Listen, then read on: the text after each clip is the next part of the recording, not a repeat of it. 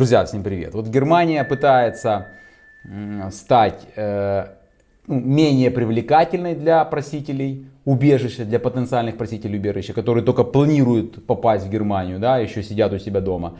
Вот. Но очень плохо получается. А вот Дания, она уже, скажем так, получила такой, условно назовем, статус, и она абсолютно не привлекательна для потенциальных просителей убежища. И вот как раз таки в этом видео пойдет об этом речь. Если вам эта тема интересна, смотрите, друзья, это видео до конца. Обязательно подпишитесь на канал, если вы хотите не пропускать новости и вообще информацию, законодательные акты, связанные с беженцами, с украинскими беженцами, которые проживают в Германии и в странах Европейского Союза.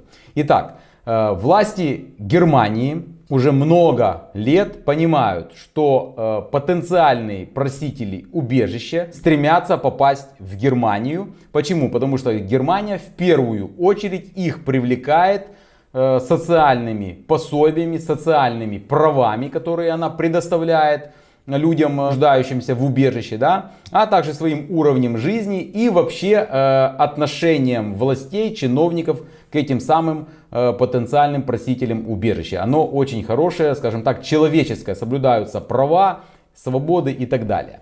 По факту потенциальный проситель убежища прекрасно понимает, что ему необходимо любым путем попасть на федеральную территорию, да, и у него право, там, скажем так, условно проживания, 2, 3, 4 года он там будет находиться.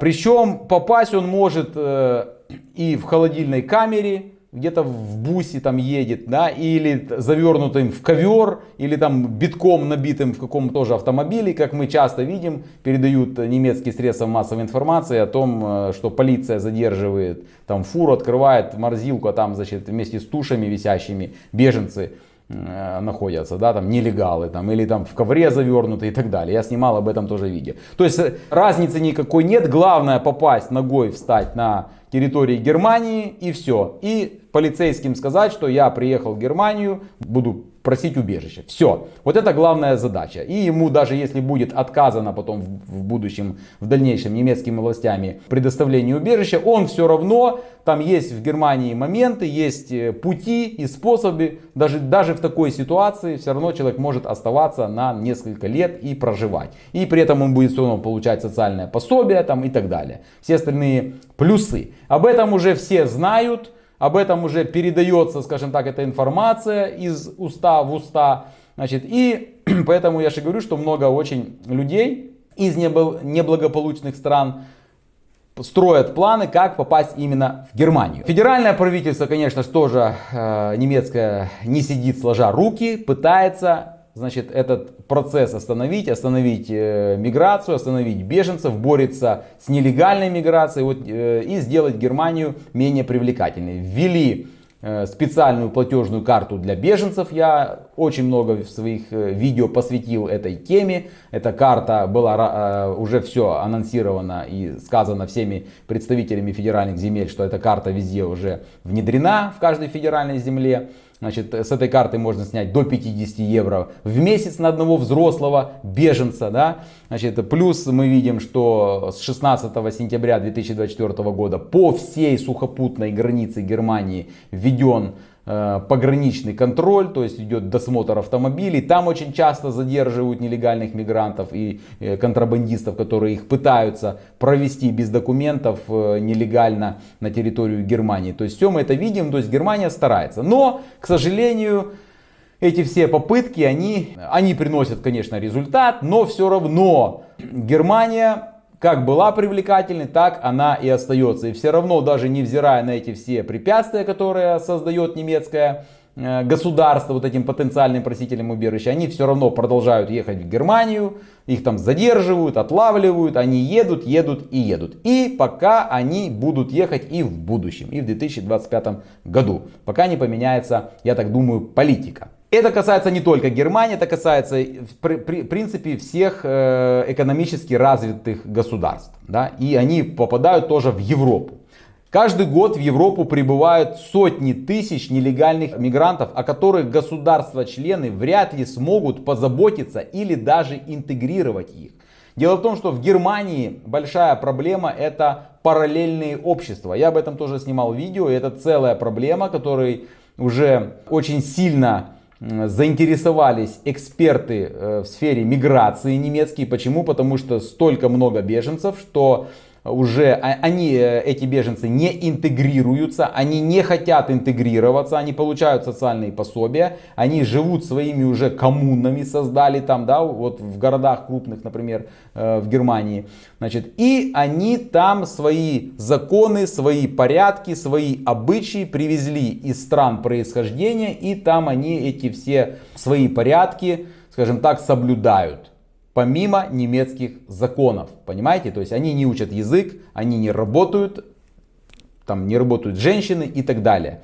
Значит, но при этом они все получают социальные пособия от немецкого правительства. Это параллельное общество, это целая проблема. То есть люди не хотят интегрироваться. А главной задачей для беженца, да, и главной задачей для немецких властей стоит первая задача — это этого беженца, понятно, накормить, одеть, там, дать ему права, социальную медицину, и его задача стоит интегрироваться в немецкое общество, чтобы он потом дальше получил постоянный вид на жительство и гражданство, потому что Германия соблюдает конвенцию о статусе беженца. А в этой конвенции четко написано, что каждое государство, которое принимает беженца, должно максимально приложить усилий и облегчить процедуру его, скажем так, натурализации в той или ином государстве, которое его приняло и взяло под защиту. А эти люди не хотят интегрироваться. Это целая проблема.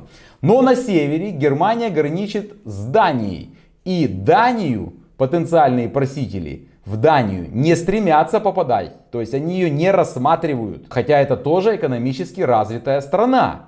А почему? Потому что они все прекрасно понимают, что Дания, начиная с 2015 года, проводит очень жесткую миграционную политику и политику по отношению к беженцам. С 2015 года в Дании действует миграционная политика, и в этой политике действует принцип «ноль просителей убежища».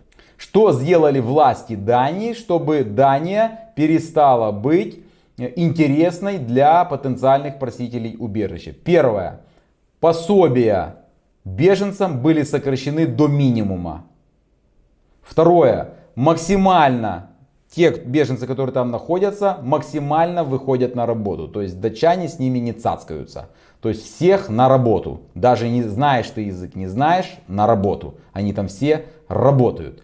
Потом Дания ужесточила обязательства по проживанию и регистрации беженцев, то есть нельзя никуда выезжать, то есть там живешь только в одном населенном пункте, даже за маленький населенный пункт ты не имеешь права выехать, выехал, потеряешь сразу убежище, то есть там очень жесткие правила действуют, понимаете, да? Ну и, конечно же, Дания упростила на законодательном национальном уровне депортацию в страну происхождения. Если в Германии это все бюрократия, так годами не могут депортировать, там посылают письма, значит, за 10 дней до депортации, понятно, приезжают потом службы забирать этого беженца, значит, а его нет, депортация откладывается, нарушаются сроки депортации, так в Германии происходит, все, и он там дальше остается проживать в статусе таком, что он подлежит депортации. В Дании этот номер не проходит. Жестко забирают и депортируют. И для этого, понятно, создали все условия и развязали этим службам, которые занимаются депортацией, руки. То есть это все внесено, были изменения на законодательном уровне. И эта жесткая политика, которую проводят власти Дании, она имеет свои результаты на сегодняшний день. Результат. В 2024 году датские власти зарегистрировали всего примерно 2300 заявлений о предоставлении убежища. Из них 860 были одобрены. Для сравнения, друзья, в Германии в 2024 году было подано в общей сложности 229 751 первичное заявление о предоставлении убежища. Вот так. Понятно, Дания намного меньше, чем Германия, даже в пропорциях, но все равно, вот видите, 2300 это вообще капля в море, и меньше 1000 было только одобрено. Поэтому по этой причине в Данию не хотят ехать беженцы из разных неблагополучных стран. И поэтому Дания среди европейских стран считается образцом для подражания в миграционной политике, и успехом, да, служит то, что туда не хотят ехать потенциальные просители убежища.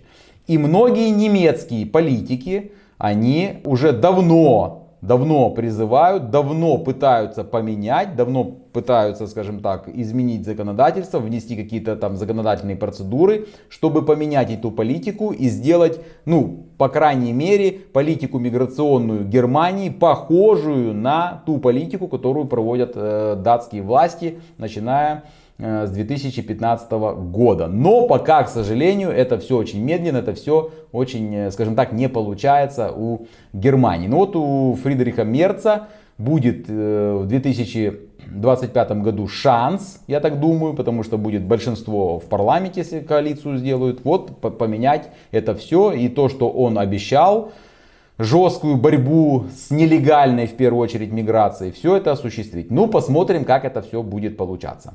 Друзья, что думаете вы по этой теме? Смогут ли новые власти, да, вот в Германии поменять миграционную политику и все-таки сделать Германию менее привлекательной для потенциальных просителей убежища, чтобы в Германию все-таки, ну, как бы уменьшился поток просителей убежища? Напишите свое мнение в комментариях.